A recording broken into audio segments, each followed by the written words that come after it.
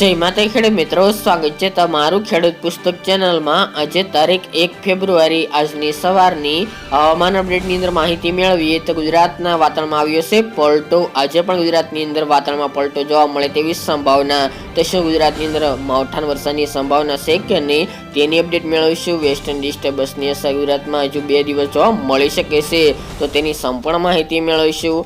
તાપમાન, ઝાકળ વરસાદના રાઉન્ડની પણ માહિતી આપણે આ વિડીયોની અંદર મેળવીશું। ચેનલમાં નવા હોય તો ચેનલને સબસ્ક્રાઇબ કરી દેજો અને વિડીયોને લાઈક આપીને શેર કરી દેજો। તો ખાસ કરીને મિત્રો, ગઈકાલના રોજમાં વેસ્ટર્ન ડિસ્ટર્બન્સની અસર ગુજરાતમાં વર્તાઈ રહી છે, જેથી અમુક સેન્ટરની અંદર વાતાવરણમાં પલટો જોવા મળી રહી છે। જેમ ઉત્તર ગુજરાત હોય, કચ્છ હોય અને સૌરાષ્ટ્રના પશ્ચિમ સૌરાષ્ટ્રના વિસ્તારોની અંદર જેમાં ગઈકાલના રોજમાં છાંટછૂટ જેવો પણ વરસાદી માહોલ જોવા મળ્યો હતો। દ્વારકા છે, જામનગર, હાલર એ વિસ્તાર તેમજ ઉત્તર ગુજરાતના સાબરકાંઠા, બનાસકાંઠાના બોર્ડર લાગુ ખાસ કરીને વિસ્તારની અંદર ડીસા સહિતના ભાગોની અંદર વાતાવરણમાં પલટો જોવા મળ્યો હતો। વાદળછાયું વાતાવરણ પણ જોવા મળ્યું હતું, તેની સાથે માવઠા જેવો માહોલ પણ જોવા મળ્યો હતો। હજુ ગુજરાતની અંદર આવું 2 દિવસ જોવા મળે તેવી સંભાવના દેખાઈ રહી છે, પરંતુ ગુજરાતની અંદર હાલની અપડેટ મુજબ માવઠાની કોઈ વરસાદની સંભાવના દેખાઈ રહી નથી, પરંતુ કોઈક જગ્યાએ છાંટછૂટ જોવા મળશે। જેમાં કચ્છના વિસ્તારો છે, ઉત્તર ગુજરાત હોય કે પછી સૌરાષ્ટ્રના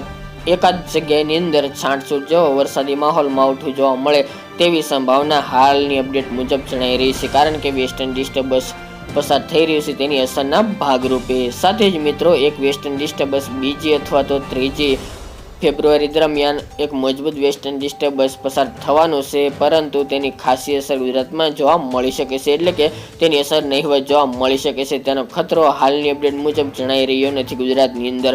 ફક્ત ઉત્તર ભારતના વિસ્તારની અંદર ભારે હિમવર્ષાની આગાહી કરવામાં આવી છે, તેમજ ઉત્તર ભારતના રાજ્યો છે તેમાં વરસાદની પણ આગાહી કરવામાં આવી રહી છે, પરંતુ ગુજરાતમાં હાલની અપડેટ મુજબ કોઈ વરસાદની શક્યતા જણાઈ રહી નથી, એટલે કોઈ ખેડૂત ભાઈને ડરવાની જરૂર નથી। અત્યારે મિત્રો, ખાસ કરીને ગુજરાતની અંદર ઝાકળ વરસાદનો રાઉન્ડ ચાલુ છે।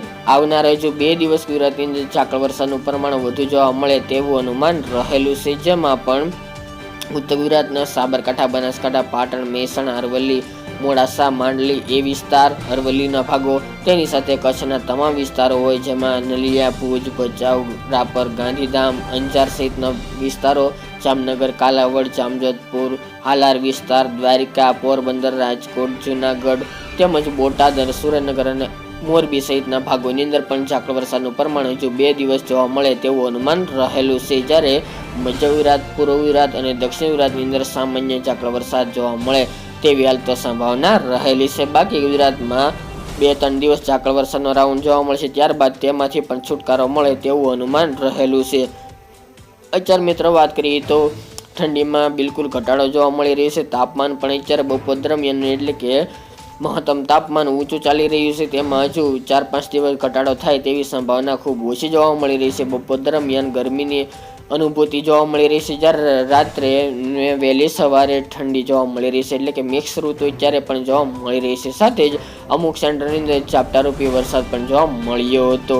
આ વર્ષે મિત્રો ખાસ કરીને ગુજરાતની અંદર કોઈ ઠંડી કડકડતી જોવા મળી નથી, અને હજુ પણ હવે શિયાળો ખતમ થવાના આરે પહોંચી ગઈ હશે, પરંતુ હાલ હજુ ગુજરાતની અંદર ભારે ઠંડી પડે તેવી શક્યતા ખૂબ ઓછી જોવા મળી રહી છે। થોડી ઠંડી જોવા મળશે શિયાળો જતા, પરંતુ 5 તારીખ બાદ તેવું અનુમાન રહેલું છે, કારણ કે અત્યારે વેસ્ટર્ન ડિસ્ટર્બન્સની અસર જોવા મળી રહી છે, એટલે હાલ તો ગુજરાતની અંદર ઠંડીમાં ઘટાડો જોવા મળશે। તેમજ રાત્રિનું લઘુત્તમ તાપમાન અત્યારે 13 થી લઈને 17-18 ડિગ્રી સેલ્સિયસ સુધી જોવા મળી શકે છે। ઉત્તર ગુજરાત હોય, કચ્છના વિસ્તારોની અંદર સામાન્યથી કોઈક જગ્યાએ મધ્યમ ઠંડી જોવા મળે, અને અમુક સેન્ટરની અંદર રાત્રિનું તાપમાન 13 થી 15 ડિગ્રી વચ્ચે ઉત્તર ગુજરાત અને કચ્છના વિસ્તારોની અંદર તાપમાન નોંધાય તેવું અનુમાન રહેલું છે। બાકી બપોર દરમિયાન તાપમાનમાં હજુ કોઈ પણ ફેરફાર થાય તેવી શક્યતા 5 તારીખ સુધી જોવા મળતી નથી। જો રાત્રિના તાપમાનમાં ઘટાડો થશે તો પણ એ 5 તારીખ બાદ જોવા મળે ઘટાડો તેવી અનુમાન રહેલ છે, કારણ કે એક વેસ્ટર્ન ડિસ્ટર્બન્સ આવી રહી છે, તેની પણ અસર થોડી ગુજરાતમાં જોવા મળશે બોર્ડર લાગુ વિસ્તારની અંદર,